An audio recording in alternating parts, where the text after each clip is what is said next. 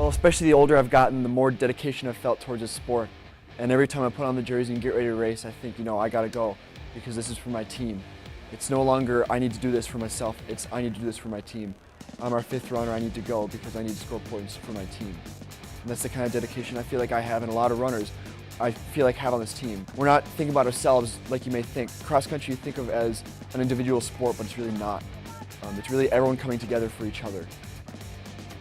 Well, we focus on the kids doing their best, whether it's in warm-up, whether it's in core activities, whether it's in the weight room, or whether it's running.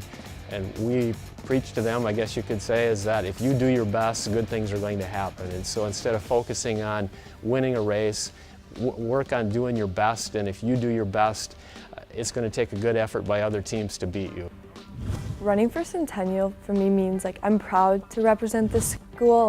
I've been so involved in the school and the community that I'm proud to represent them in a good way through the meets. So far the season is going really well. I mean, coming from last year, the girls did make it to state, and so I think we're all really pumped for this season to come. We do have lots of young talent on the team, so we're all really excited.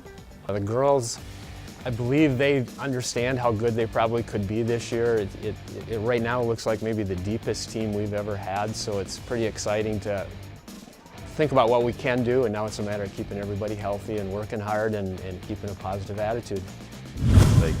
When I come here, I just forget everything and I can be who I am, and I just love everybody. It feels like a family. No, it is a family. The family part of it, when practice is done, the kids just hang around and they hang around and they hang around. And I've had some parents question, okay, you said we're going to be done by 5:30, and I'm sitting out there waiting, and it's that's because they don't want to leave. It's got nothing to do with us keeping them here. They just want to hang out with the rest of their friends. And so that happens after practices. It's actually rewarding for us as coaches to see that they care about one another, and that's another thing we talk to the kids. If you care about one another, you're going to do things for one another, and that's going to make you a better team. There's very good camaraderie that comes out during our competitions because we're all running so close together. I think the leadership is a strength this year. The captains and core group leaders are pretty good kids, and they know what to do, and they know what right is and are able to guide those folks. Personal goals is to be a consistent, positive role model for the girls and for the guys, I guess, but I just want to be present every single day and be there.